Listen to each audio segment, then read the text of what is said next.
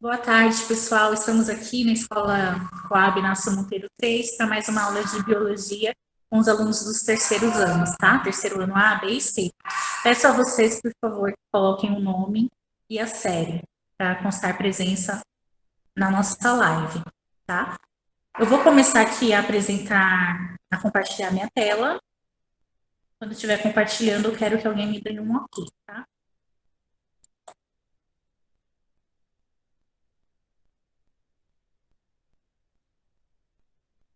Vocês estão visualizando, pessoal, a tela? Sim. Sim. Ótimo. Então, vamos lá.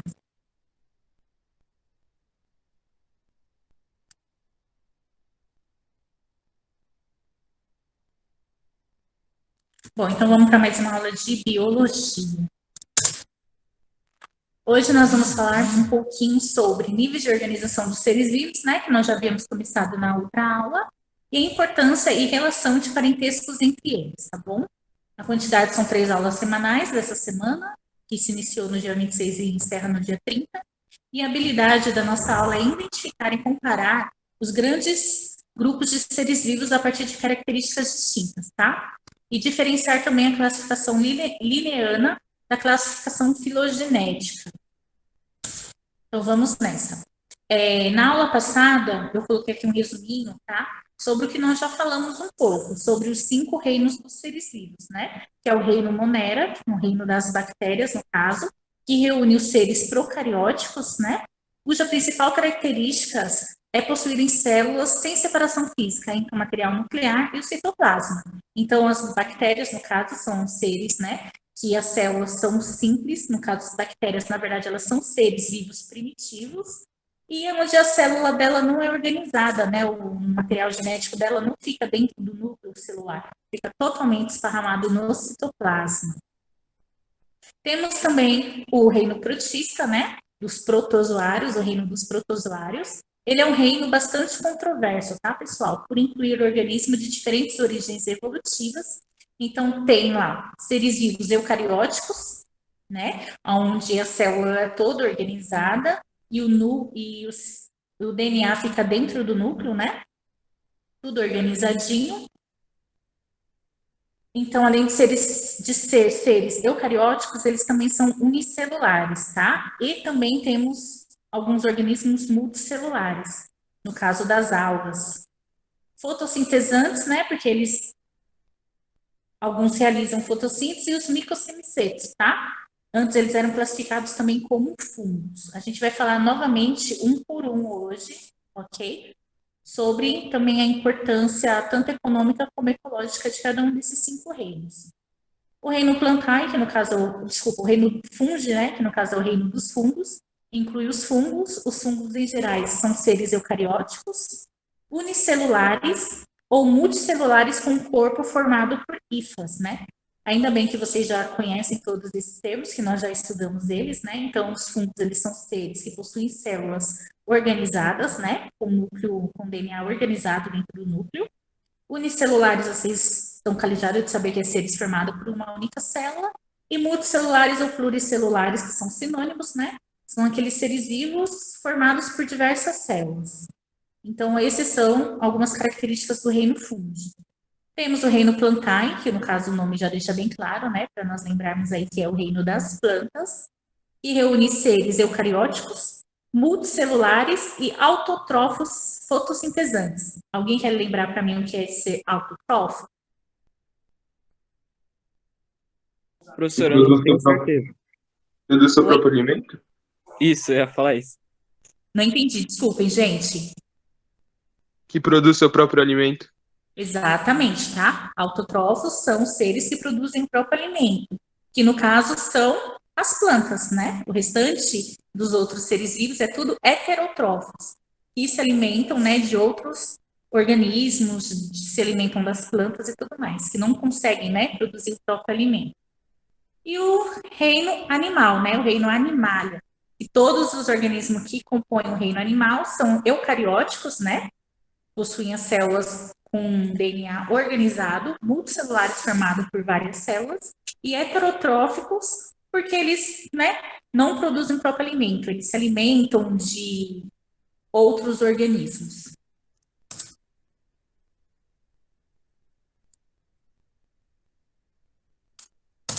Vamos lá, tá? Primeiro, para a gente continuar com essa aula, eu preciso passar alguns termos para vocês entenderem mais, tá?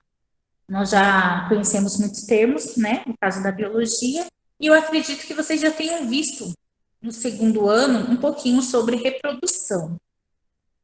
Reprodução sexuada e assexuada. Vocês lembram alguma coisa em relação os dois tipos de reprodução que nós temos? Que os organismos, né, em geral têm? Vocês já viram em algum outro momento, pessoal? Já vimos, professora, mas não lembro não. Sim, sim, faz parte do conteúdo do segundo ano, tá? Eu trouxe aqui para vocês relembrarem o que, no caso, é a reprodução sexuada e assexuada, porque quando nós falamos de seres vivos, a gente acaba falando do tipo, né, de reprodução deles. Então, como nós vamos falar de todos os grupos, né, de todos os reinos, então é importante vocês saberem o que é reprodução sexuada e assexuada, tá? Quando nós falamos em reprodução sexuada, já fala sexo.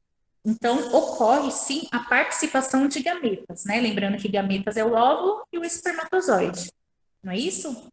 Ocorre meiose para a formação dos gametas, né? Isso aqui vocês viram, células haploides, diploides, já no segundo ano. Então, a reprodução sexuada é quando ocorre, né, a fecundação dos gametas, a fecundação entre o óvulo e o espermatozoide através do sexo, certo? E a reprodução sexuada, Daniel, contribui para a evolução das espécies e melhor adaptação dos indivíduos ao meio ambiente, tá? Então, a reprodução sexuada é a junção dos gametas, tanto masculino como feminino, tá? Agora, a reprodução assexuada, esse azinho, normalmente antes das palavras, vem de não é isso? Então, assexuada é através, né, da realização de não sexo, ok? Então, assexuada é quando não ocorre sexo ou trocas de gameta, ok? Porque, por exemplo, no caso das plantas, elas podem ter reprodução sexuada e as plantas não realizam sexo, não é mesmo? Mas possui os gametas masculinos e femininos, que os organismos polinizadores, né, faz essa função de levar o sexo das plantas, né, os gametas masculinos da planta para uma planta e colocar lá, e também pegar dos femininos e levar para os masculinos, tá? Temos as abelhas, no caso, que fazem a polinização das plantas. Então, a função desses insetos polinizadores, no caso, né, pega o gameta masculino e leva até o gameta feminino da outra planta, fazendo assim a reprodução sexuada. Então, quando fala em reprodução sexuada, não é somente sexo, tá? Porque, no caso, as plantas conseguem trocar gametas sem ter relação sexual, mas ocorre troca de gameta. Então, reprodução sexuada é quando ocorre troca de gametas, por sexo ou não, tá? Agora, assexuada é quando não ocorre troca de gametas, tá? Então, eu coloquei aqui para vocês bem explícito, ó, não há participação de gametas. E, normalmente, na reprodução assexuada, os indivíduos são geneticamente iguais. Temos alguns tipos de reprodução assexuada, no caso, a divisão binária, bipartição cisseteridade, que é a mesma coisa, né? É quando um indivíduo se divide em dois. Não existe um progenitor, por isso geram dois indivíduos novos, tá? Quando um organismo, ele se divide em outro, formando um novo organismo, tá? Com as mesmas características genéticas. No caso das bactérias, né? Elas se dividem por divisão binária. A bactéria, ela se divide formando uma nova bactéria igual a ela. Tem por brotamento, né? Um indivíduo adulto forma pequenas estruturas, brotos, que se soltam do corpo dele e passam a ter vida livre. E no caso, as esponjas do mar. É um exemplo de brotamento, tá? Antigamente, as esponjas do mar, elas eram consideradas plantas. Só que não é considerada planta porque ela não produz o próprio alimento. As esponjas do mar, no caso, elas se alimentam pela absorção, né? Ela pega a água do mar e ela tem células filtradoras próprias para isso, para filtrar a água e pegar lá o zooplâncton flutuante naquela água. Então, as Professora, esponjas do mar não são consideradas seres vivos, desculpa, não são consideradas plantas porque não produzem o próprio alimento. Aí ela, no caso, é por brotamento, né? A reprodução dela. Peraí, Vitor, que você já fala. No caso do brotamento, a esponja do mar, nasce um brotinho nela e se solta, formando-se uma nova esponja, tá? Então, esse brotamento, nós temos como exemplo as esponjas do mar, porque ela não é considerada planta, porque não produz o próprio alimento, e ela tem esse tipo de reprodução, como se nascesse uma nova plantinha, sem ser plantinha, porque ela é um animal. Então, temos como exemplo de brotamento as esponjas. Pode falar, Vitor. não, professora, é o Daniel. Oi, Daniel, pode falar. Essa divisão binária, né? No caso, seria a mitose, que é dividir uma e passa para ser duas. Sim, É de sim, uma. exatamente. Tá? No caso das Tem uma bactérias, pergunta no chat, professora. ocorre divisão binária. No chat, deixa eu dar uma olhadinha no chat, gente. Só um minutinho. A Vitória. Professora, eu me lembro da meiose e da mitose, mas não lembro o que significa. Também não sei se tirei essa palavra do além. Não, não, existe sim. A meiose e a mitose, tá? A mitose só ocorre em todas as células do corpo de todos os seres vivos, tá bom? Que é a divisão celular. Agora, no caso da mitose, a célula mãe vai originar duas células filhas com a mesma quantidade de cromossomos. E na meiose, só ocorre nas células haploides, no caso, né? Isso aí é assunto do segundo ano.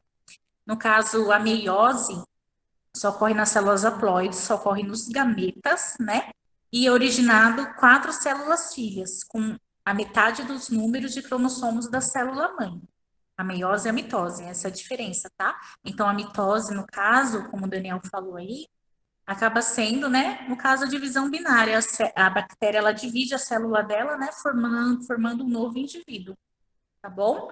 Aí, no caso da reprodução, a gente não fala se reproduz por mitose, tá bom? No caso da reprodução, a gente fala que ou foi divisão binária, biparticipação ou cisparidade, tá? Normalmente, é utilizado mais, pessoal, em Enem e tal, a palavra cisparidade, tá bom?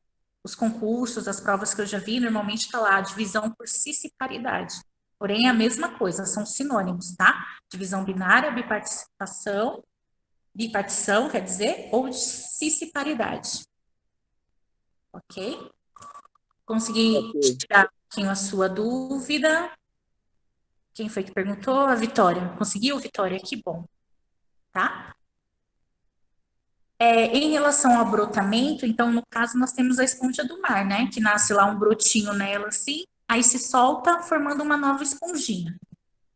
Temos a esporulação, ocorre a formação de esporos que irão germinar quando entrarem em condições favoráveis, dando origem a um novo indivíduo. No caso aí, nós temos também no caso das plantas, né?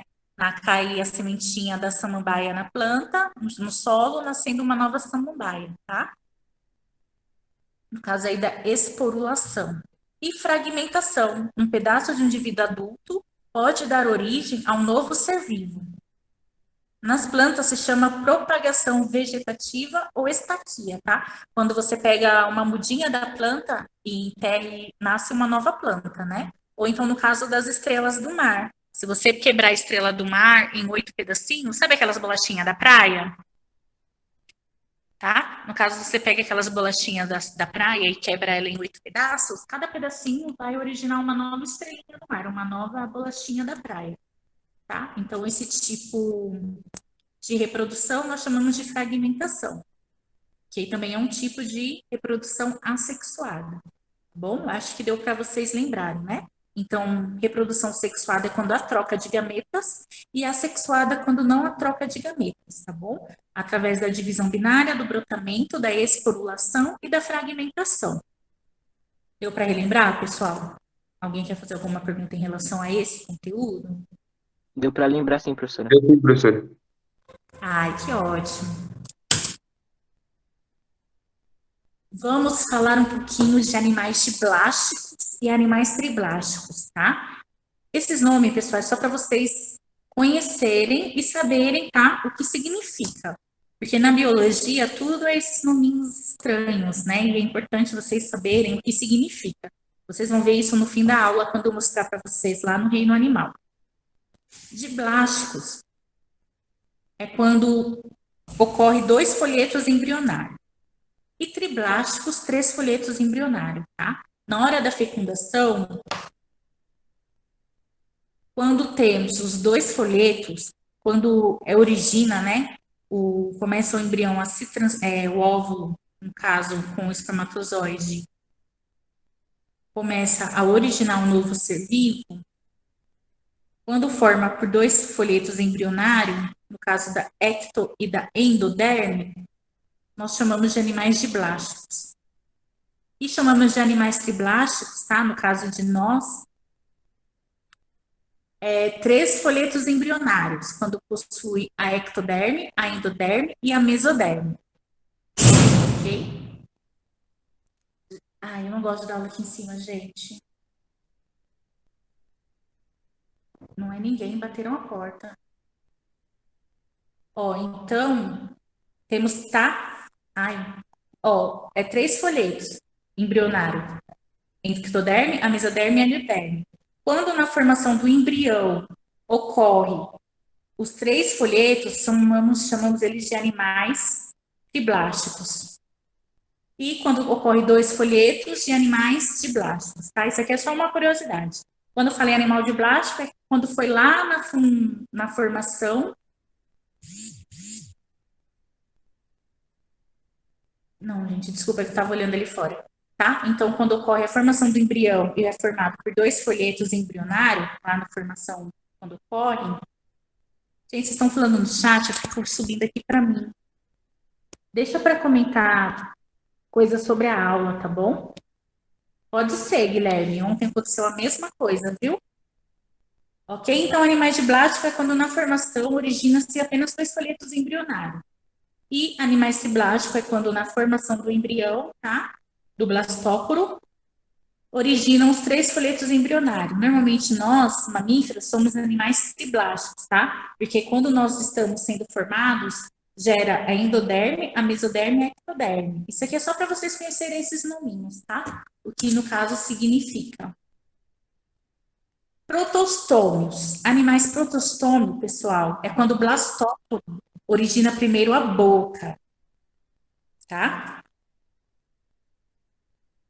No caso aqui é o blastóporo, ok? Quando começa a originar o ser vivo. Quando se origina o embrião e o blastóporo gera primeiro a boca, nós chamamos de animais protostômio, tá? E chamamos de animais deuterostômios quando na hora da formação do blastóporo é formado o ânus, tá? O ânus é formado o ânus. Então nós chamamos de deuterostômios, ok?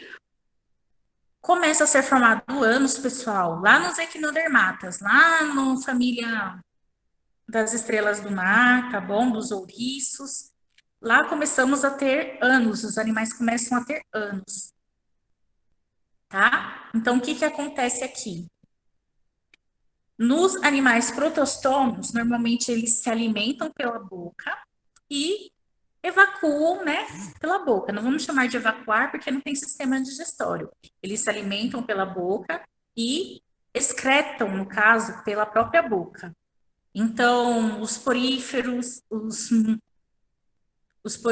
os quinidários, tá? No caso, as águas vivas, são todos animais protostômios, ok? Nós começamos a ter animais deuterostômios, animais que possuem ânus, através dos equinodermatas, através do ouriço do mar, das estrelas do mar, tá? Então, é só palavrinhas que vocês precisam ter conhecimento. Então, prostostômios são animais que o blastóporo origina a boca e deuterostômio quando o blastóporo origina primeiramente o ânus, certo? Professora, Oi.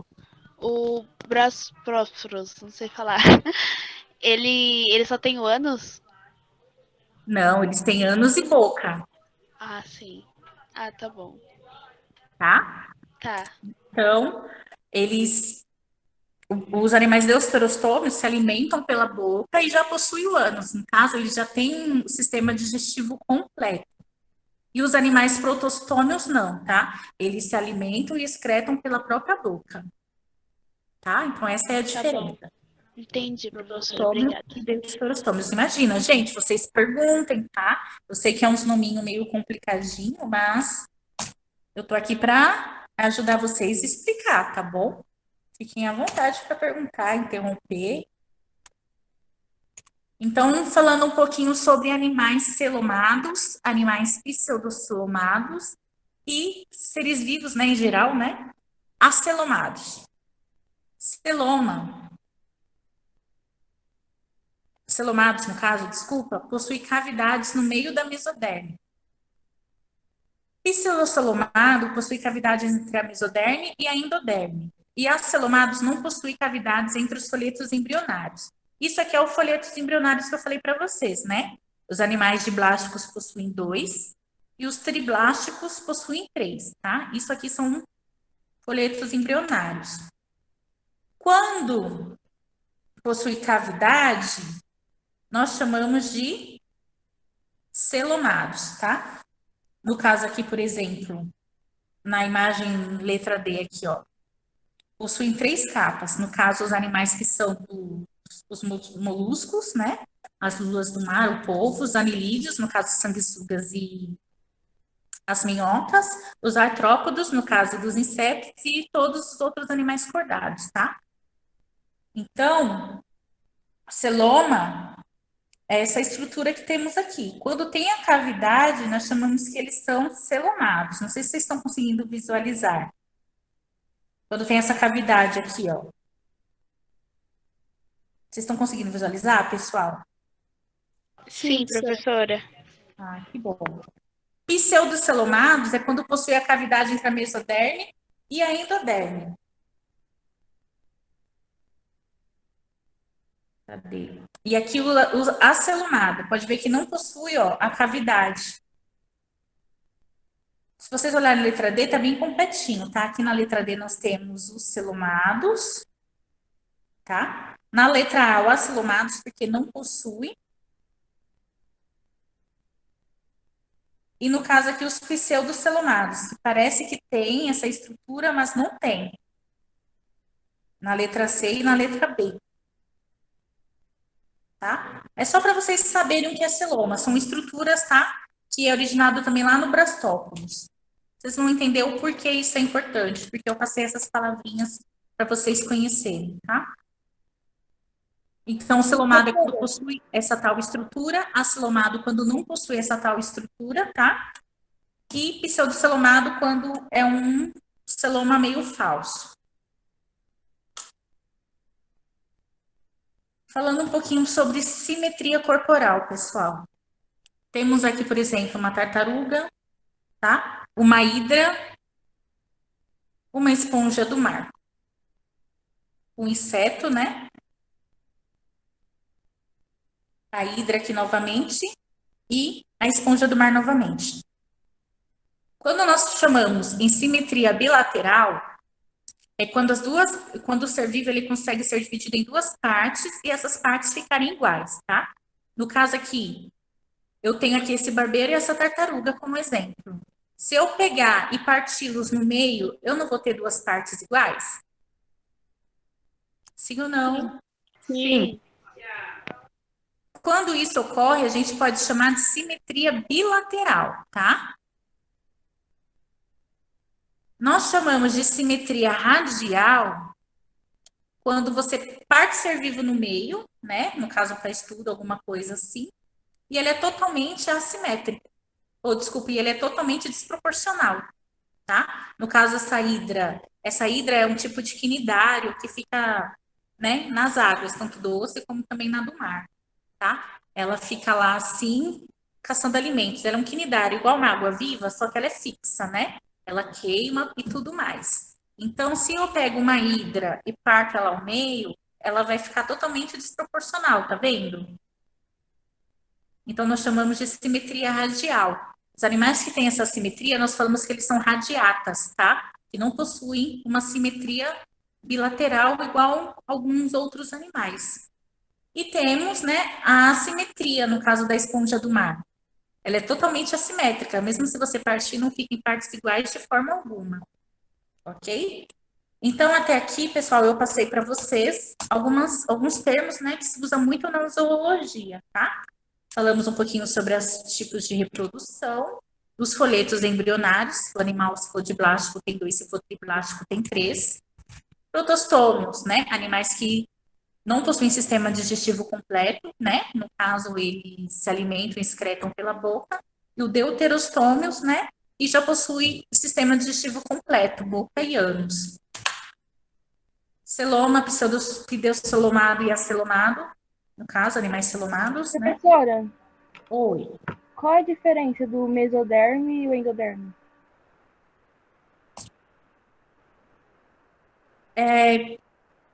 A endoderme é a camada mais interna do folheto embrionário. E a mesoderme, a camada do meio. Tá? Então, quando o animal ele é triblástico, ele tem essa camada, pode ver que é revestido, tá vendo?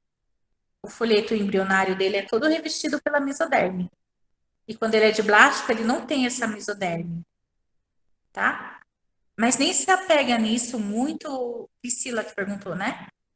Nem se apega muito nisso, Priscila, que é só mesmo para vocês conhecerem essas palavrinhas, tá? E saber o que significa. Porque vocês vão ver mais no fim da aula. Montei uma tabelinha e é necessário vocês saberem, né, ou pelo menos o significado dessas palavras.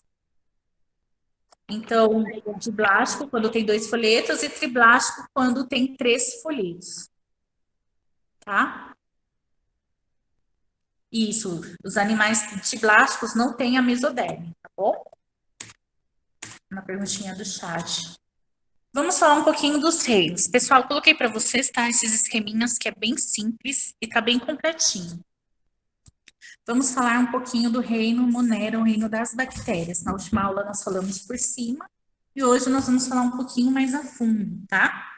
Vamos falar um pouquinho aí desses 5 reinos.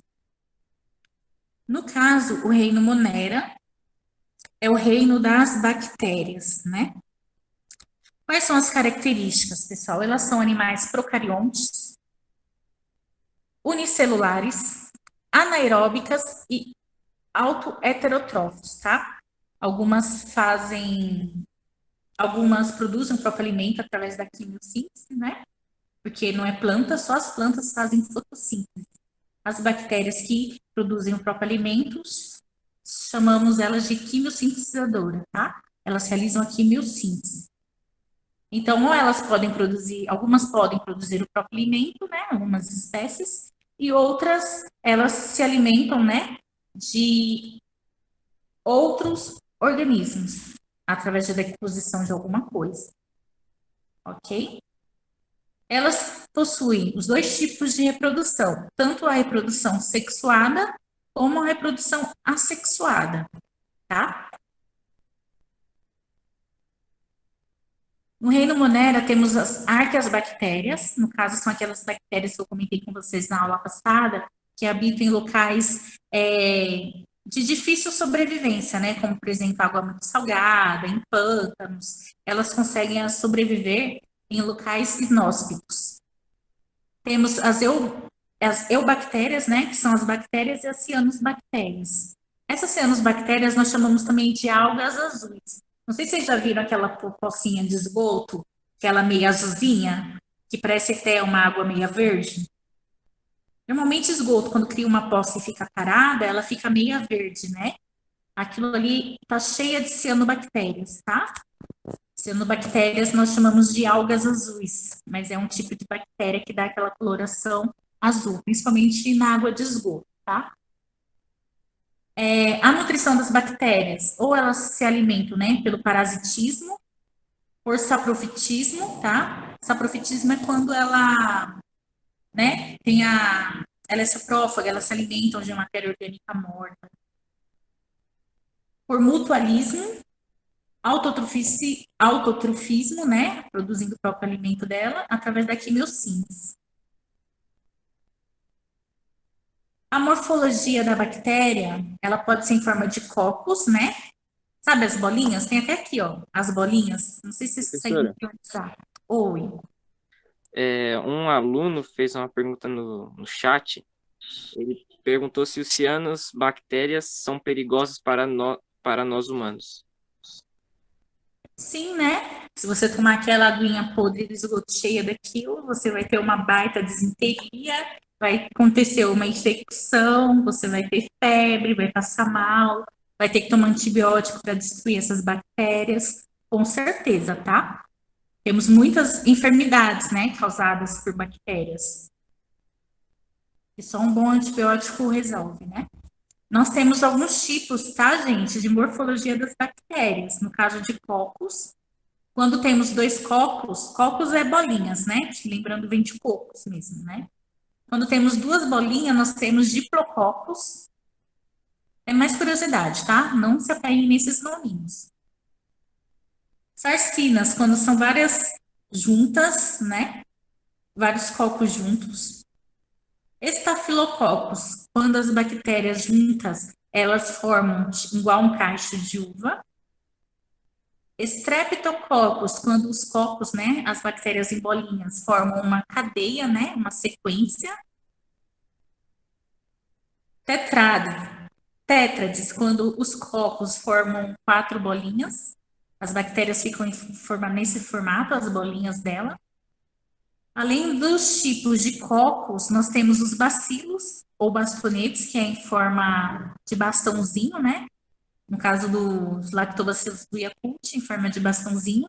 Temos os vibriões, que elas parecem uma vírgulazinha, e os espirilos ou espiroquetas, tá? Que é quando elas são em formato de cobrinha. Temos esses tipos de morfologia de bactérias. Cocos, bacilos, vibriões e espirilos, tá? Elas possuem, né, parede celular, cápsula, mesossomo. O que seria mesossomo, gente? Dobras da membrana plasmáticas voltada para o interior da célula, tá? E nisso existe enzimas respiratórias, que ajudam a bactéria a fazer a respiração dela anaeróbica. E algumas realizam respiração aeróbica, tá? Elas possuem ribossomo, plasmídio e o DNA dela é circular, né? Ela fica esparramada na célula porque ela é um ser procarioto. Tudo bem? Então, essas foram algumas informações do reino Monera. Vamos falar um pouquinho da importância, né, das bactérias para nós e para a ecologia, no caso, para o meio ambiente. As bactérias, elas são animais decompositores e essenciais para a reciclagem de elementos do nosso planeta. Elas possuem grande importância ecológica, porque através dela é fixado, através de algumas bactérias, né, é fixado nitrogênio da atmosfera. Vocês sabem que o nitrogênio nós não respiramos, acredito que vocês tenham visto isso no ciclo do nitrogênio, lá acho que no primeiro ano do ensino médio, né? De algumas bactérias que fixam, né, o nitrogênio, porque o gás nitrogênio que está na atmosfera, nós não conseguimos absorver ele pela respiração, né? É necessário algumas bactérias que participam lá do ciclo do nitrogênio para que ele seja fixado, né? Então, as bactérias, ela tem grande importância ecológica porque elas fazem com que o nitrogênio seja fixado. Porque nós precisamos do nitrogênio e nós não respiramos eles, tá? Tem também a importância dela em relação à sua capacidade de fermentação de certas espécies e é aproveitada na produção de queijos, iogurtes, coalhadas e derivados. E também na produção de vinagre. Também não é Yakult que a gente bebe, né? Aquilo ali é bactéria pura, tá? Porém, pessoal, quando se fala em bactérias, nós não podemos lembrar que são só as causadoras das doenças, tá? Temos bactérias que não são causadoras de doenças, temos bactérias no nosso organismo, né? No nosso organismo, que são probióticas, que elas fazem bem, sem elas, muitas coisas no nosso organismo não funcionariam do jeito que funciona, tá? Bactéria não é uma coisa ruim, não, tá bom? 60% das bactérias são boas e 40% não.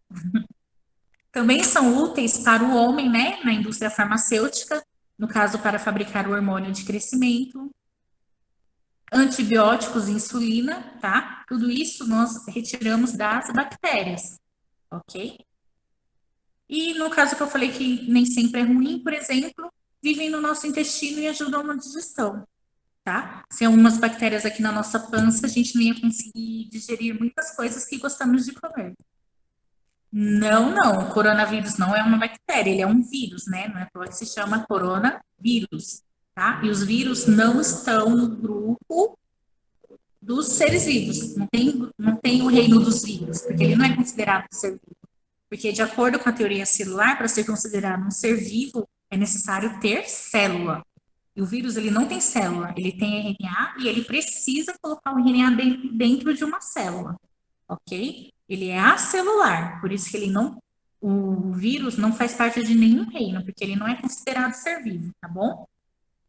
Professora, então a bactéria probiótica faz bem ao organismo, enquanto a patogênica é nociva. Isso, exatamente, tá? Temos esses dois tipos. As probióticas e as nocivas, que fazem mal à nossa saúde, né?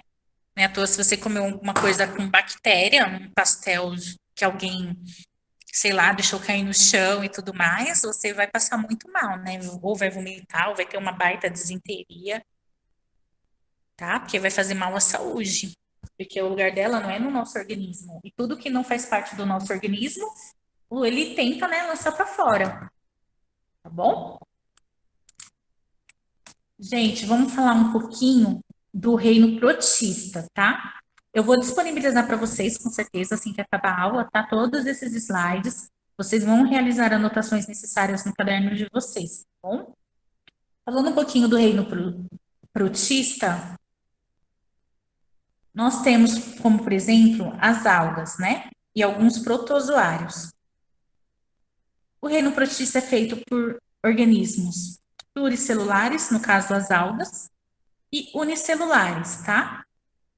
No caso, as diatomáceas são as mais abundantes, carapaça de silica, dura e transparente. Nós temos vários organismos que não são bactérias, são considerados protozoários. Na água que nós tomamos, possui, no caso, seres vivos ciliados, tá? Alguns protozoários que habitam na água, ok? E também nem todos os protozoários são causadores de doenças, tá bom? No caso das algas, elas possuem células eucariontes, elas são autotrófos, tá? Elas produzem, né, o próprio alimento dela, algumas vezes. Assexuadas e poucas são sexuadas.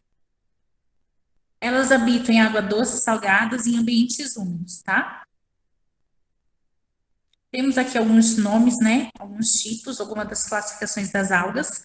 Temos as clorofícias das algas verdes e a maioria das algas verdes são marinhas, tá? Em geral, as algas. Temos as algas pardas, tá bom? Aqui é só uma curiosidade. Essas algas pardas a gente pode utilizar também para produtos alimentícios, no caso, para produção de gelatina, de sorvete.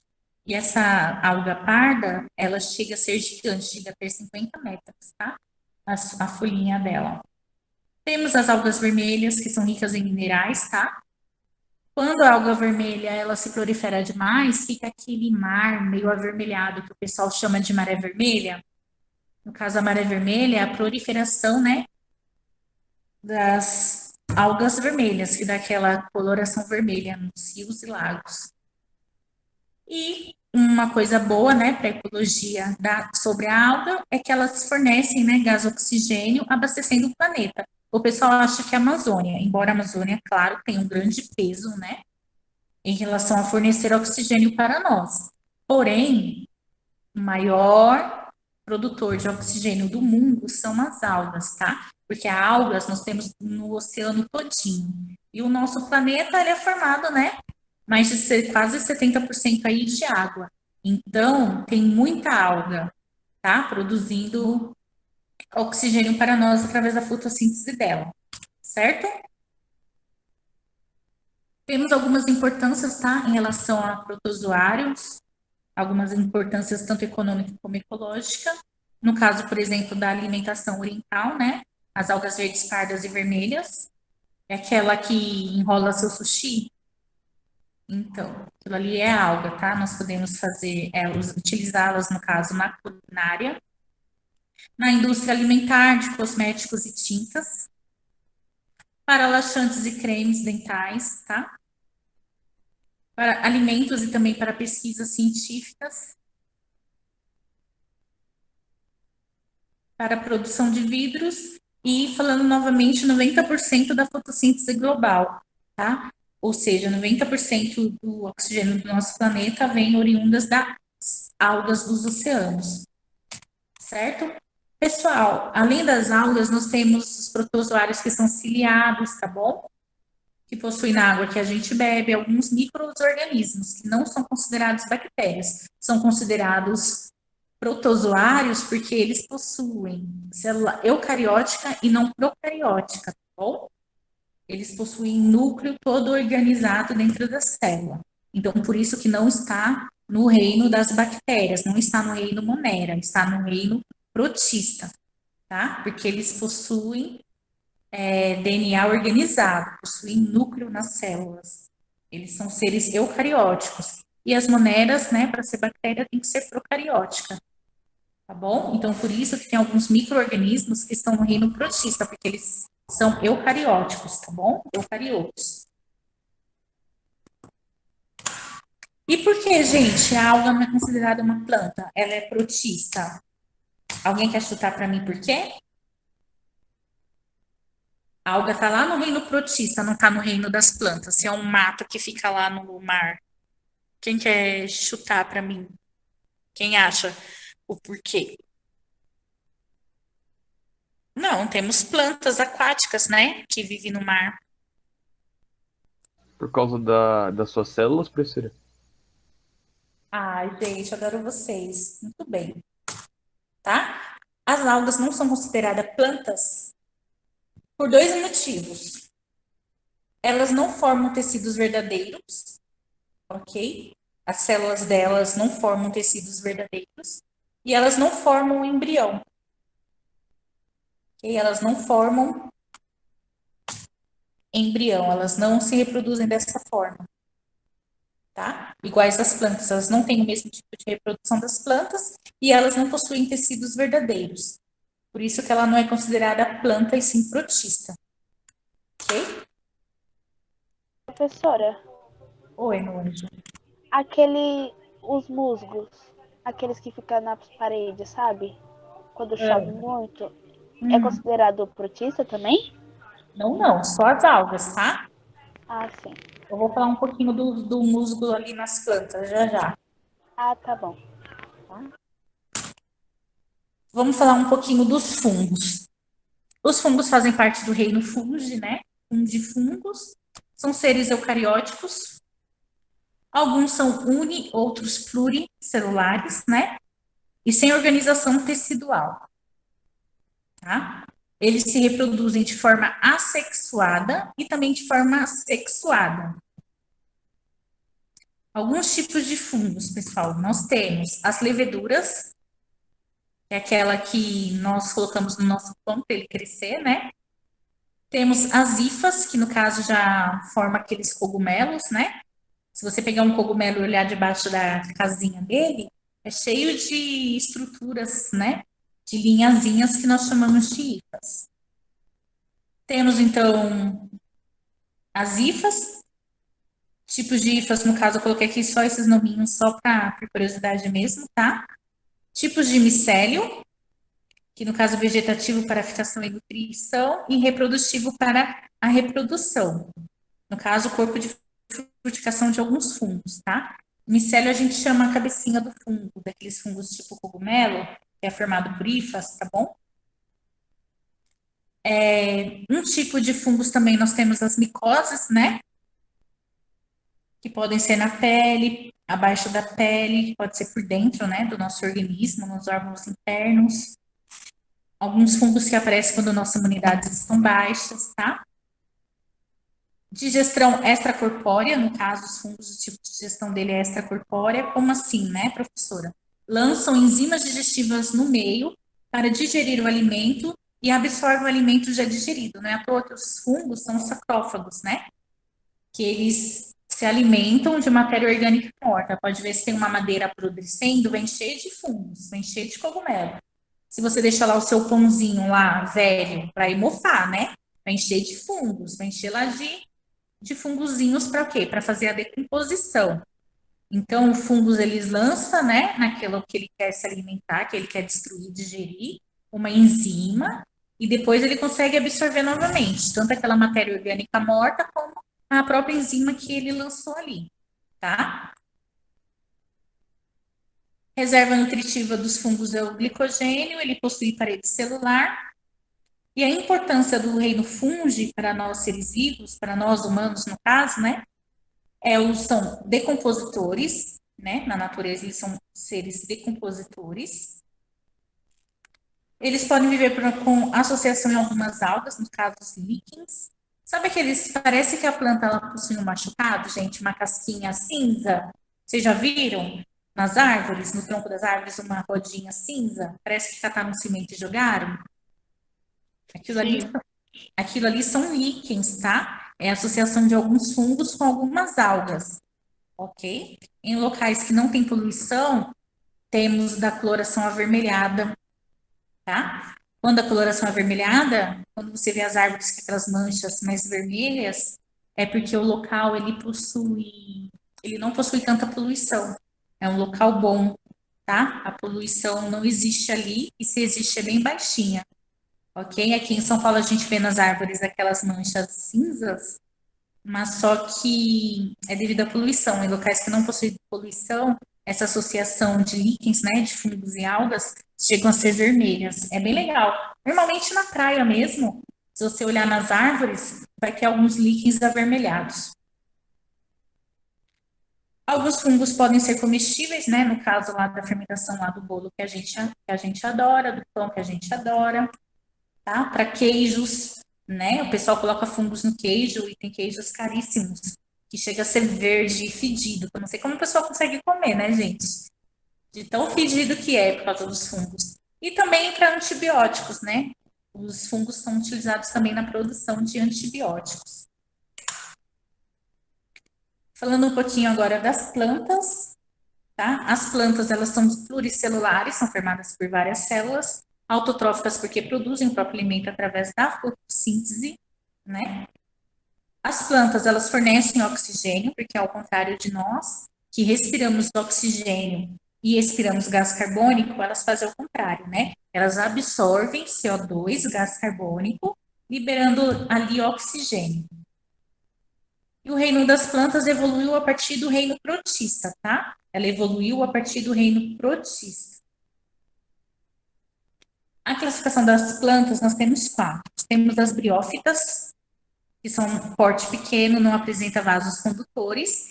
Elas vivem em ambientes úmidos e sombreados, se produzem de forma sexuada, não possuem flores e nem frutos. No caso que, não lembro quem perguntou para mim, no caso dos musgos, tá bom? Os musgos, elas são, da classificação das plantas, elas são consideradas briófitas, porque elas vivem em lugares escuros ou lugares úmidos e sombreados, tá?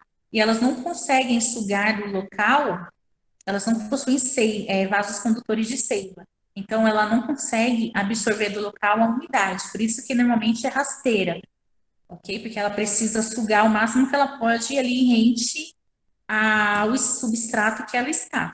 Por isso que normalmente é em cima de pedra, tá bom? E é bem rasteirinho, parecendo aquele tapete verde, porque não possui, né, condutores de seiva. Por isso que elas ficam em locais úmidos, né? Se você na cachoeira pisar em cima, você leva um escorregão.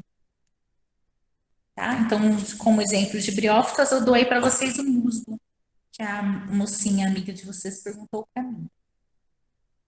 Tem as pteridófitas, né? Que elas não possuem sementes, elas já possuem vasos condutores, não tem flores, frutos e pólen, e habitam em vários habitats. Um exemplo de pteridófitas, no caso, temos a samambaia, tá bom? A samambaia é um exemplo de pteridófita. Ela não é musgo, ela possui vasos condutores, tá? E não dá frutos, flores, sementes, dá nada.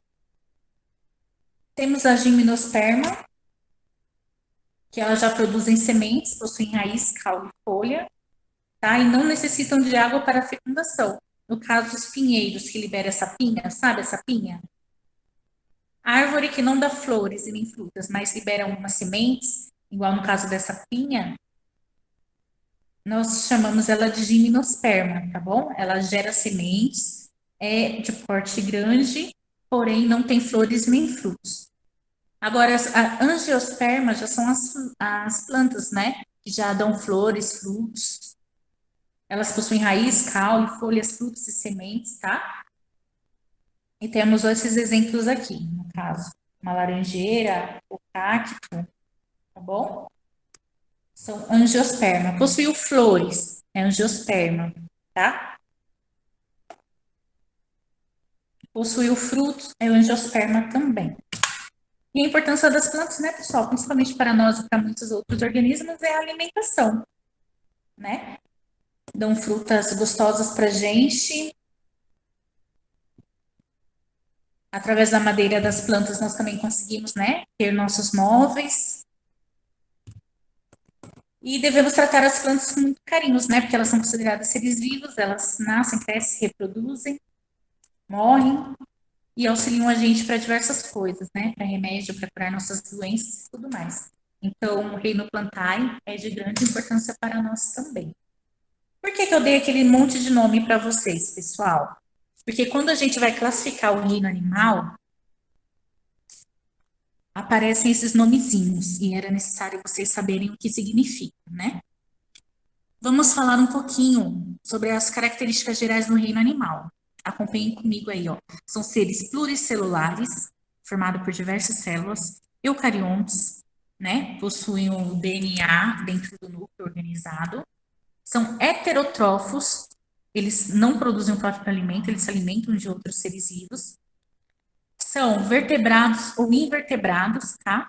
Ou eles possuem notocorda, coluna vertebral, ou não, né? Vertebrados ou invertebrados. Eu sei que vocês aprenderam lá no ensino fundamental que vertebrado é quando tem osso e invertebrado quando não tem osso. Não deixa de ser errado, né? Mas, na biologia, o correto é dizer que vertebrados possuem notocorda, no caso a coluna vertebral, né? E invertebrados não possuem notocorda, tá bom? São animais aeróbicos que, né, expiram e inspiram. São animais sexuados, alguns só têm reprodução assexuadas. Eles possuem blástula, né, brastóporos, celoma, e a simetria deles podem ser bilateral, radial ou assimétrica. Eles podem ter os 3 tipos de assimetria, são todos celomados, tá? E a reprodução pode ser assexuada ou não. Então, por isso que eu passei aqueles termozinhos no início da aula, para vocês entenderem o que são, tá? Vamos começar com os seres vivos mais simples, que no caso é os poríferos. Poríferos nós temos, por exemplo, tá? A esponja do mar. Não possui tecidos verdadeiros, possui esporos, ela é cheia de furinho, tá? Porque ela se alimenta por absorção, ela absorve a água e tira ali da água os alimentozinhos dela. O zooplâncton, fitoplâncton, que ela se alimenta, tá? São assimétricos, são sésseis. Quando falamos que um animal é séssil, é porque ele é fixo no substrato, tá? Ele não se mexe. Ele fica lá no local onde ele nasceu. Não sai de lá. São aquáticos e filtradores, né? Eles se reproduzem de forma assexuada e são conhecidos como esponja. A reprodução das esponjas, pessoal, a gente fala que é assexuada porque nasce uma esponjinha do lado, tá? Essa esponjinha, ela cai do lado gerando um novo ser vivo. Por isso que a gente fala por brotamento. A reprodução assexuada que tá falando aqui é por brotamento, tá bom? Só que ela não é considerada planta porque, como eu falei para vocês, elas, né, se alimentam de absorção, elas retiram da água os bichinhos e as alguinhas para ela se alimentar. Por isso que ela não é considerada uma planta. Vamos falando de acordo com a evolução deles, tá, pessoal? Os quinidários. Quem seriam os quinidários? As águas-vivas e as hidras, tá? São animais diblásticos, ou seja, possuem 2 folhetos embrionários, possui cavidade digestiva interna, a simetria dela é radial, né, das águas-vivas. Elas possuem células urticantes, chamadas de quinidócitos, no caso, para predar, né, os animaizinhos pequenos, no caso, a água-viva, a hidra para pegar o peixinho lá no mar. O que acontece? Ela fica lá com os tentáculos dela, Quando passa o peixinho, ela cola nele, né? Gruda nele. Ele queima, porque ela tem uma substância urticante, e mata aquele peixinho e se alimenta dele, tá? Normalmente são aquáticos e eles podem ser em formato de pólipo e medusa. Medusa, no caso, as águas-vivas, né? Que elas se movimentam por aí. E pólipos são césseis, no caso da hidra, né? Ela fica parada lá no fundo do mar, os tentáculos dela. No caso, alguns corais também, né? Depois nós temos os vermes. Depois dos quinidários vem os vermes. Primeiro, os vermes que chamamos de plateumintos. São os vermes achatados. Eles possuem simetria bilateral, se partir no meio, então as duas partes vão ser iguais, né? Eles são de vida livre. São animais triblásticos, né? Possuem os 3 filetes embrionários e vida livre porque ele vai para onde quer, né? Já fala, vida livre. A maioria desses vermes são parasitas, tá? E um exemplo deles é a planárias, tênias e solitárias, tá? A lombriga lá da barriga de vocês, porque eu não tenho. A lombriga lá, ela é um exemplo de plateuminto. Ela é totalmente parasita, tá bom? E um animal que é, gente, plateuminto, e ele não é parasita, nós temos aqui esse desenho aqui, ó, não sei se vocês conseguem visualizar, é uma planária, tá?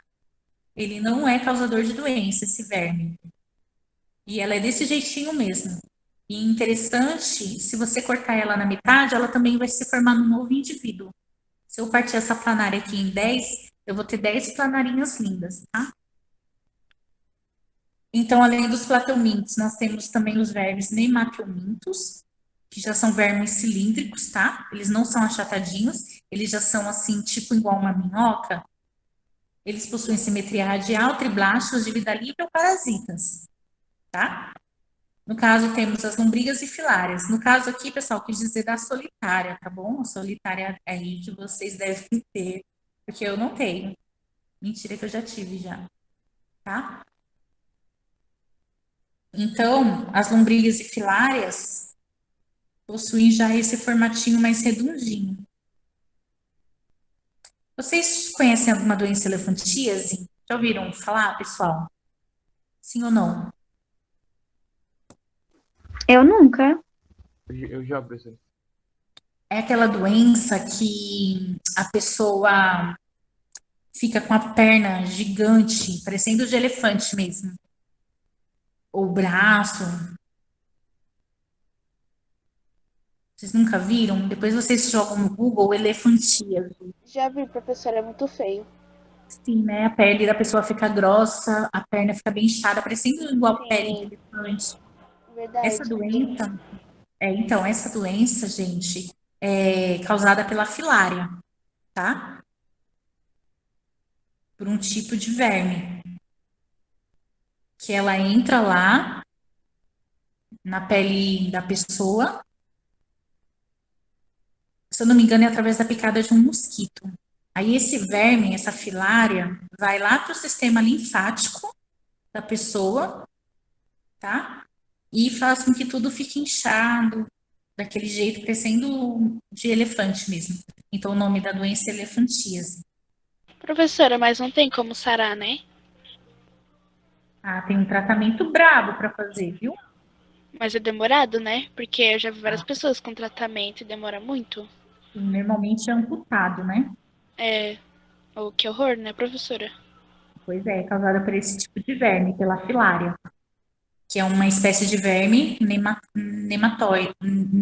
nematóidea, tá? Que é um nemateuminto. Depois dos nemátodas, depois dos vermes, nós temos os anelídeos.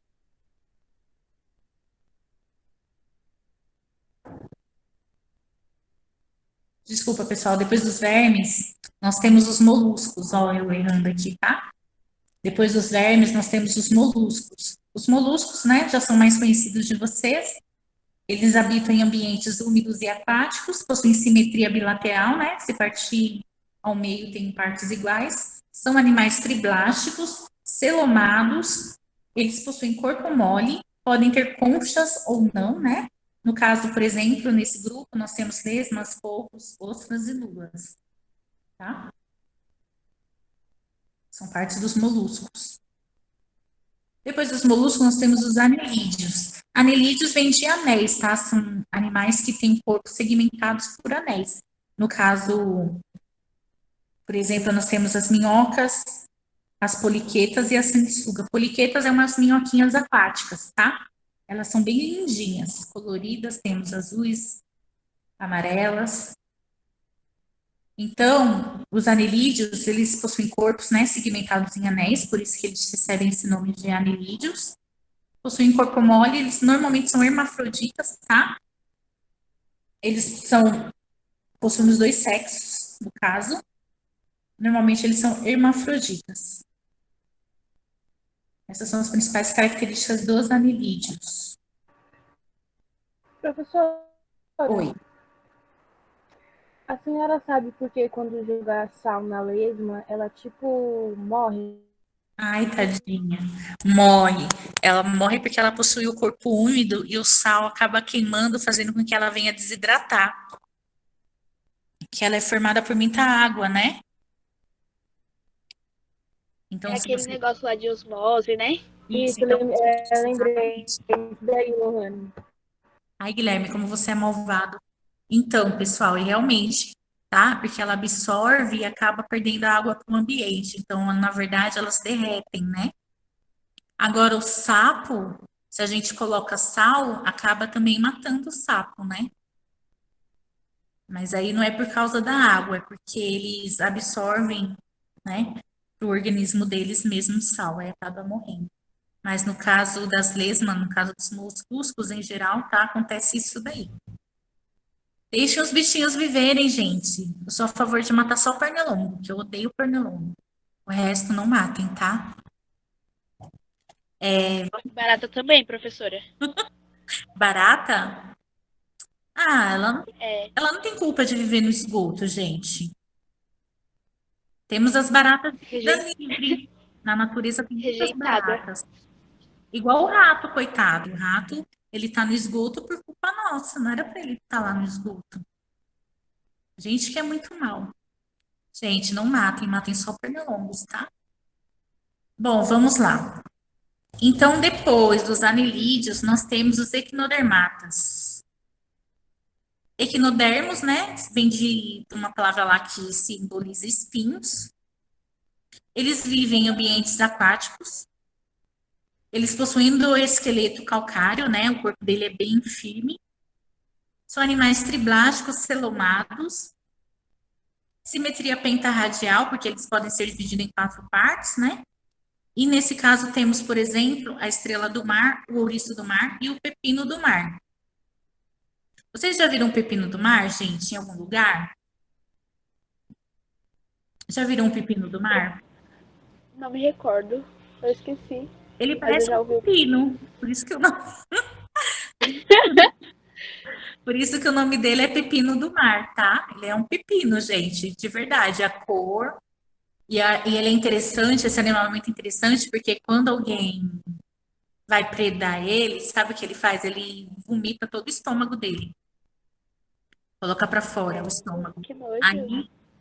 Aí o bicho acha o máximo. Ai, que delícia, né? Aquela coisa vistosa ali nadando. Aí deixa de pegar ele e come o estômago que ele lançou pra fora. Aí ele fica vivo, né? E, claro, com certeza, ele consegue refazer, né? O organismo dele consegue refazer o estômago, o sistema digestivo de novo. É um barato o pepino do mar. E por último, nós temos os animais cordados, né? No caso, os peixes, os anfíbios, répteis, aves e mamíferos. Gente, eu pulei. Tem os equinodermatos, depois dos equinodermatos nós temos os artrópodes. Eu adoro os artrópodes, tá? No caso, são os insetos e os aracnídeos, tá? Eles possuem exoesqueleto de quitina, membros articulados, tá? Eles possuem as patinhas deles. São todos triblásticos, todos celomados. Eles possuem corpo segmentado. E no caso temos alguns crustáceos, insetos aracnídeos, tá? E no caso as lacraias e as centopeias. tá? Animais diplópodes. No caso, nós temos as lacraias, esclópodes, as centopeias, tá? Professora, Oi. o piolho de cobra, ele é Arthropodes? Ou ele se encontra em outro? Ele é diploplodes. Ah, sim. Tá bom, Diploplodes é quando cada segmento do corpinho tem duas patinhas, tá? tá bom. Igual aqui, por exemplo, nesse inseto, vamos supor que é uma lacraia ou um piolho de cobra. Se eu tenho, igual aqui no inseto, uma patinha em cada segmento desse, ó, eu falo que é quilópode. Se agora eu tenho mais uma patinha aqui nesse segmento, eu falo que é diploplode, tá? Agora eu só estou me confundindo se a lacraia tem as duas patinhas ou uma só. Eu acho que a lacraia tem duas patinhas em cada segmento. Então, eu acredito que a lacraia seja diplopode, tá? Então, os insetos, quando fala em artrópode, não está falando só insetos, tá? Estamos falando de crustáceos e aracnídeos. Lembrando que os aracnídeos estão em outro grupo sem ser insetos, né? Eles têm um grupo só deles, no caso, o carrapato e as aranhas. Ok?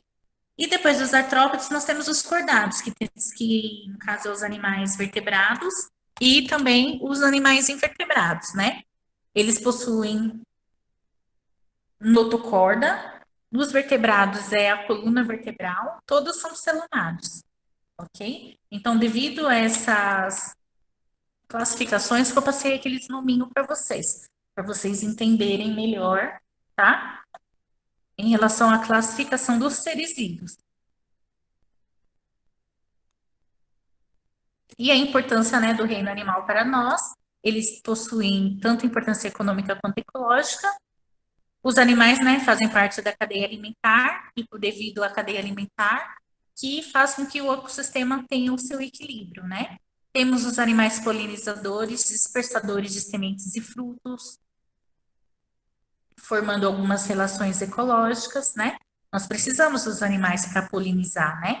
Para fazer dispersão de sementes, para nascerem novas árvores e tudo mais.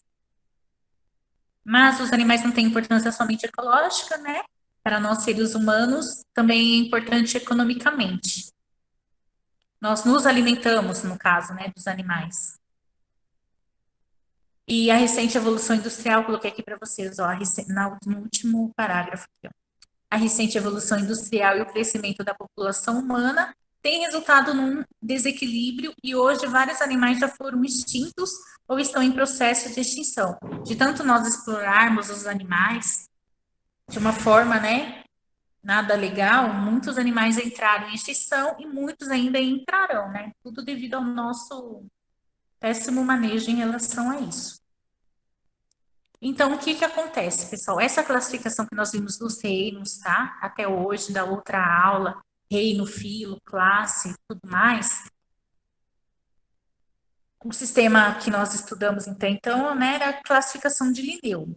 Ela se revela-se muito útil, pois nos permite resolver confusões comuns que aconteciam na identificação dos organismos. E graças à classificação de Linneu é mais fácil hoje estudar, né, as espécies em geral.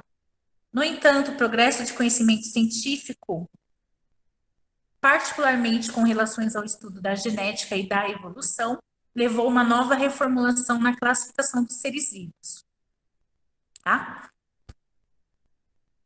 Hoje nós temos também mais alguns tipos de estudar, né, a evolução dos seres vivos e a genética deles. Eu vou fazer uma perguntinha, depois nós vamos responder aqui na frente. Vocês acham que a ciência é absoluta, sim ou não?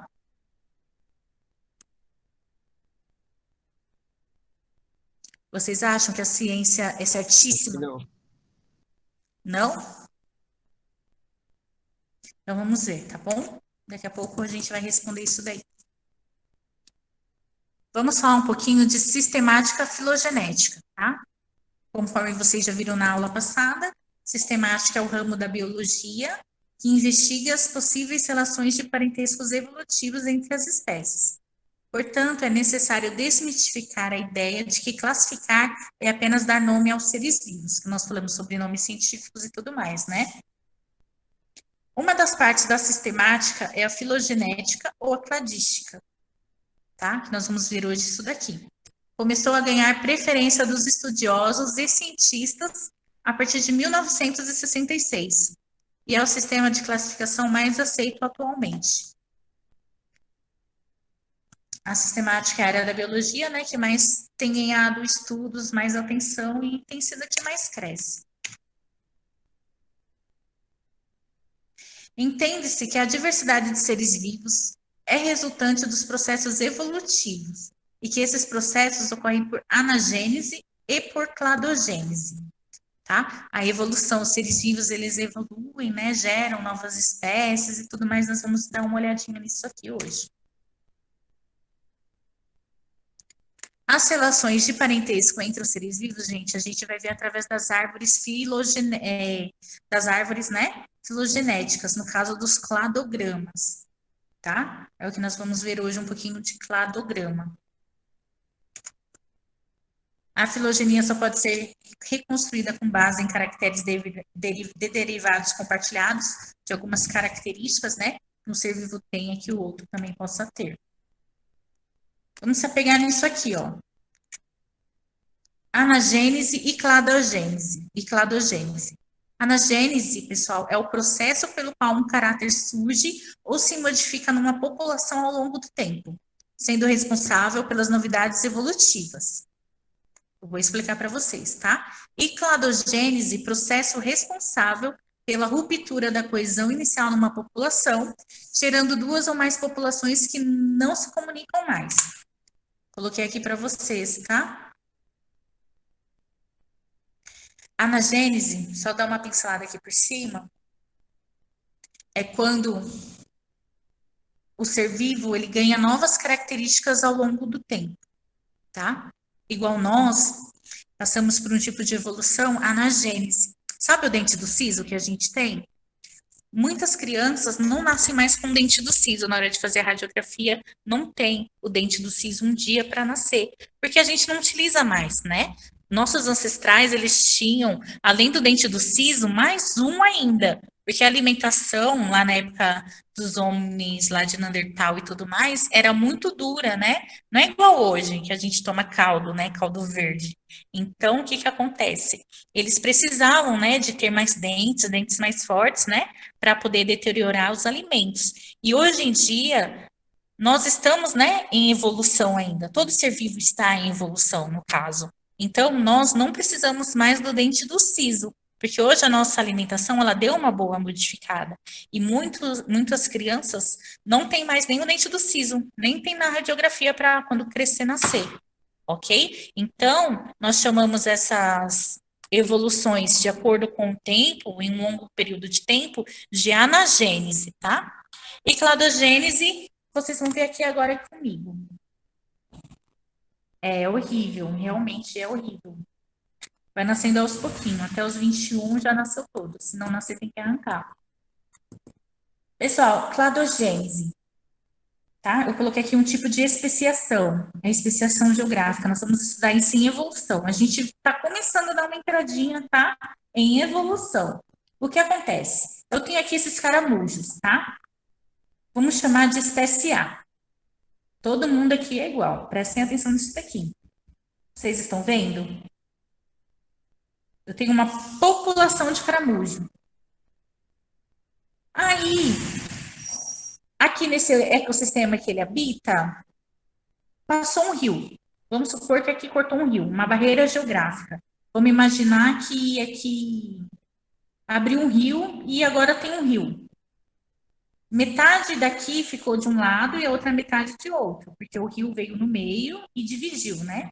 Ou deu um terremoto, a terra partiu, aí metade do caramujo foi para um lado e a metade do outro, certo?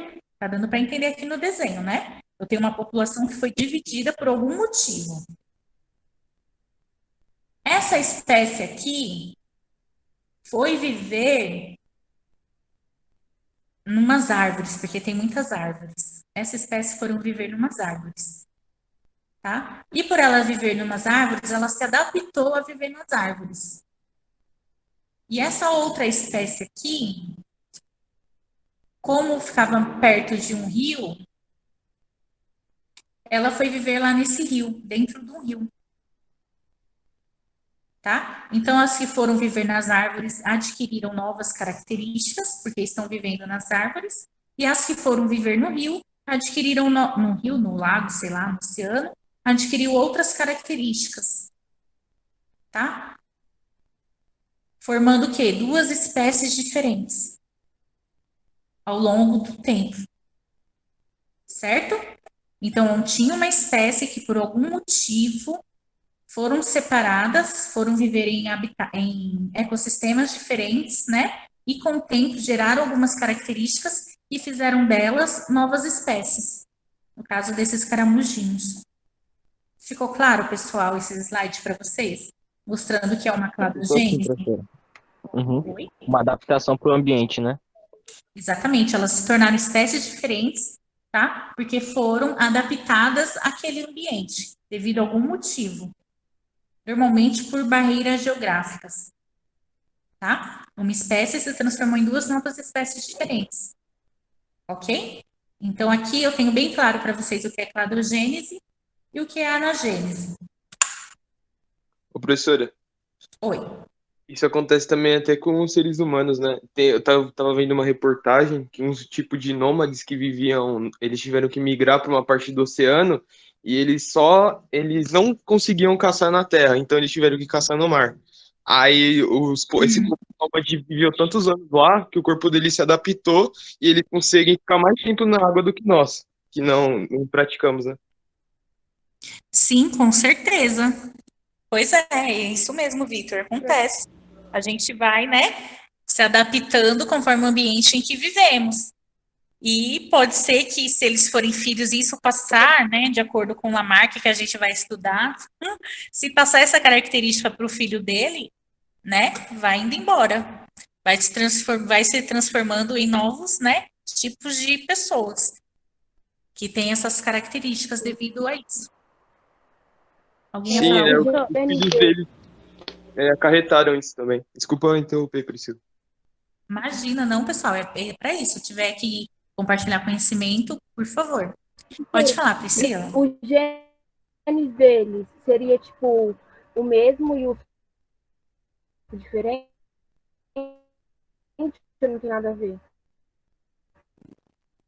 Então, por ser considerado nova espécie, é porque mudou sim alguma coisa no genes. Quando ocorre essa especiação aqui, essa geração de nova espécie, devido ao ambiente em que ele está habitando, então automaticamente dele o organismo se adaptou e com certeza houve modificação nos genes. Se eles cruzarem entre si, vai nascer outros caramujos com a mesma característica deles, porque houve sim alteração nos genes. Tá? Professora, Professora. Eita, lascou. pode falar, Lohane. Gente, pode falar. Professora, um cladogênese, ele pode ser considerado como. Tipo, considerado não, mas pode, tipo, ser. Que nem o fenótipo? Isso, meu amor, exatamente. Ah, sim. Essas espécies vão ocorrer devido ao fenótipo, né? Devido à alteração do ambiente em que eles vivem. Professora, Muito bem. Ah, entendi. ano passado, quando nós estávamos aprendendo genética, o professor deu um exemplo de dois gêmeos, né? E, por exemplo, e é praticamente isso que a senhora estava explicando agora. Se cada um fosse para um local, né? Eles iam se adaptar para o ambiente, né? Mas por mais que eles fossem gêmeos, Isso. eles iam ter, assim, características um pouco diferentes. Sim, acabar, né? Se adaptando e automaticamente tendo algumas mutaçõezinhas nos genes, realmente. Isso. Muito bem. Isso aí. Falando um pouquinho de árvore genealógica, né? Em relação à cladogênese. Temos aqui, então, a população da espécie X, uma espécie qualquer, vamos colocar lá aquele caramujinho lá. Então, aqui eu tenho o caramujinho, né? Que ocorreu uma cladogênese, né? Devido a algum motivo, foram criados, né? Espécies diferentes. Certo? Acompanha aqui comigo. Eu tinha aqui os caramujinhos e por algum motivo, cada um foi para um lado, né? Virou outro tipo de espécie. certo? Certo? Aqui, no meio dessa espécie, ela se transformou novamente em outra espécie por algum motivo. Então, aqui nós temos, no caso, as espécies atuais, né? A, B, C e D, de um único ancestral comum. Vocês conseguiram observar a imagem, pessoal? Que simples. Sim, professora. Árvore genealógica, gente, praticamente é isso, tá? Cladograma, no caso, é basicamente isso. Todos possuem um ancestral, tanto a espécie A, B, C e D, possuem aqui, ó, um ancestral em comum, que devido a algum motivo foram se transformando o quê? Em espécies, em outras espécies, tá? O cladograma, o que seria o cladograma? Relações filogenéticas entre grupos de seres vivos e podem ser representados por diagramas, né, ou árvores filogenéticas. No exemplo ao lado, as bifurcações A, B e C indicam um processo em que uma espécie ancestral origina novas espécies. Então, o que eu expliquei para vocês, aqui temos uma espécie em comum que, de acordo com o tempo, foram se transformando, né, em novas espécies. Professora, Oi. qual que seria a diferença entre o cladogênese e o anagênese? Anagênese é quando a mutação ocorre ao longo do tempo. No caso que eu dei exemplo do nosso siso, né? Os nossos antepassados, os outros homos lá, os homos neandertal e tudo mais, eles possuem até dentes a mais do que nós, pela alimentação. E de acordo com o tempo, hoje em dia, muitas crianças já nascem sem o siso, né? Porque nós não precisamos mais desses dentes, né? Para se alimentar.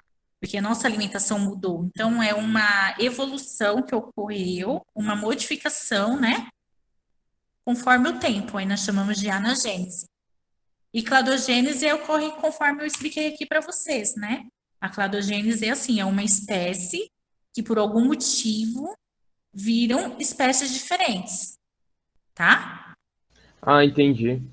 Ficou claro? Sim, entendi, professora. Ah, que bom. Então, aqui, por exemplo, os ramos de um cladograma representam o aparecimento das novidades evolutivas ao longo do tempo, tá? Aqui eu coloquei para vocês um cladograma.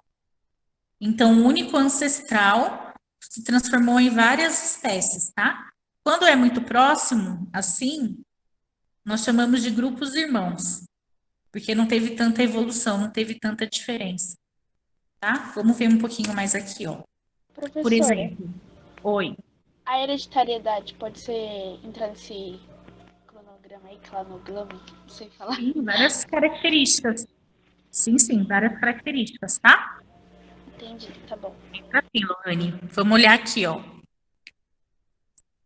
Esperamos encontrar maiores semelhanças entre os genes de quais grupos?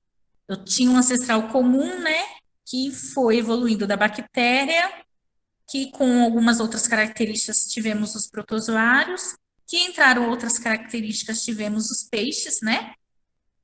No caso, as baleias e logo os pássaros.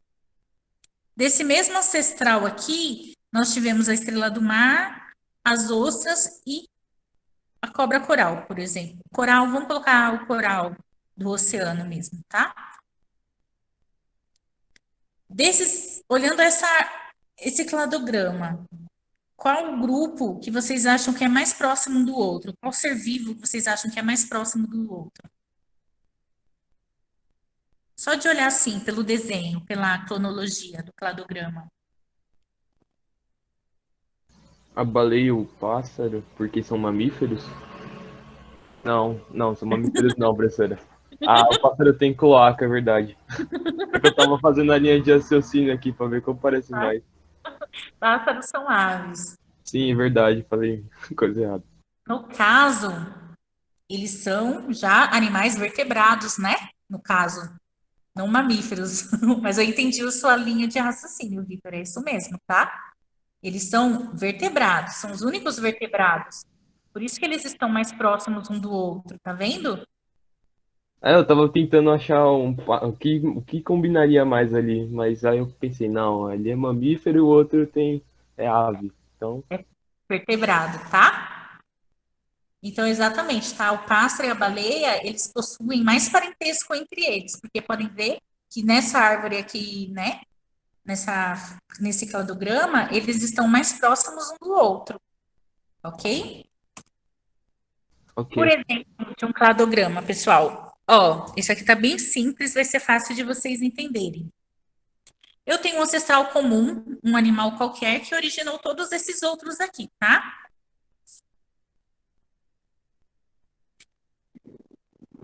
O mais próximo do ancestral comum vai ser o atum. Uma das características que gerou após o atum foi tetrápode. Animais que já possuem patas, tá? Tá vendo esses pontinhos preto? Muitas das vezes não tem, tá? Igual aqui, ó. Aqui não tem nada, não tem os nozinhos. A gente chama isso aqui de nós. Eles existem, mas nem sempre no cladograma vai estar mostrando. Igual aqui não tem nada. Ó, tá vendo? Não tem os nozinhos aqui, ó. Mas existe, tá? Mas não é necessário colocar num cladograma. Então, cada nozinho é uma novidade evolutiva. Por exemplo, depois do atum, a característica que começou a ter foram os animais tetrápodes, os que possuem patas, tá? No caso aqui, o largato. Depois, uma das características evolutivas foi o pelo. O canguru já tem pelo, tá?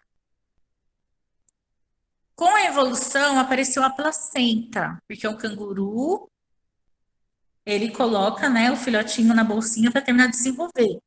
Não é um animal totalmente placentário. Então, o esquilo já é um animal placentário. Ô, professora, Ok? Oi. isso daí também se liga com a classificação de Linneu, né? Que vai mostrando o grau de semelhança. Exatamente, tá? Exatamente. E isso é mais, utilizado hoje em dia ainda. Ok? Classificação filogenética com a de Linneu. Tá? Na verdade, as duas correm juntas. É que assim fica mais fácil de ser entendido. Tá bom? Entendi. Ok, professora. Tudo bem. Ó, então, depois nós começamos a ter polegares oponíveis. Aí temos aqui a espécie de macaco, né, Cercopithecus, e o orangotango e o ser humano. Todos nós temos o quê? Polegar oponível. Então, aqui nós temos algumas características evolutivas que esses seres vivos foram obtendo durante o tempo, né?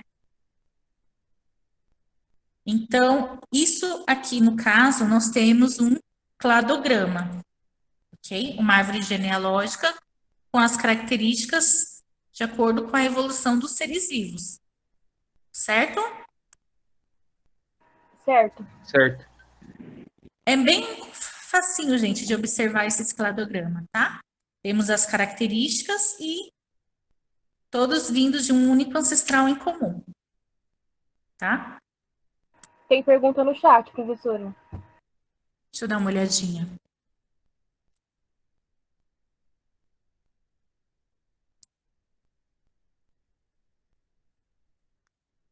Ai, gente, o que explica a diferença genética para cada país? Eu não entendi, acho que você perguntou faz tempo. Do que eu estava falando, Guilherme? Explica para mim de novo. Não, viemos de um ancestral em comum, tá? Não é porque aqui tem um atum, pessoal, que nós viemos de um atum, por favor, né? Não é isso, tá? Viemos de um ancestral em comum, de um ser vivo que foi evoluindo, gerando atum, que por algum motivo, com muitos anos, tá? Foi evoluindo, gerando outros seres vivos, aí chegou a um largato, tá bom?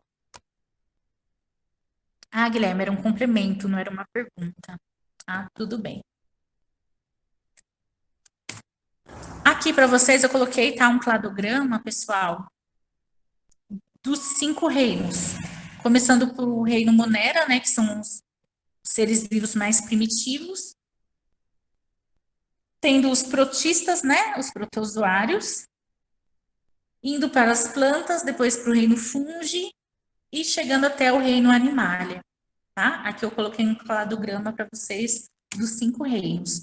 Eu vou disponibilizar no grupo um vídeo falando sobre cladograma, tá bom? Um videozinho do YouTube. É muito explícito, tá muito rico de informação, tá bom? Para vocês entenderem melhor fazer a leitura de um cladograma. Porque às vezes no Enem, no vestibular, tem um cladograma e fazendo várias perguntas. Se ainda tiver com essas características todas, ainda vai. Mas se derem para vocês um cladograma assim, fica mais difícil vocês entenderem, tá? Sem algumas informações. E eu vou disponibilizar para vocês, junto com esses slides, um videozinho. Vocês assistam, que vocês vão rapidinho conseguir ler qualquer cladograma, tá? Então, na aula de hoje, eu quis falar para vocês a importância, né, dos 5 reinos para nós e para o ecossistemas. Um pouquinho mais sobre as características dos 5 reinos, né? E um pouquinho sobre cladogramas, beleza?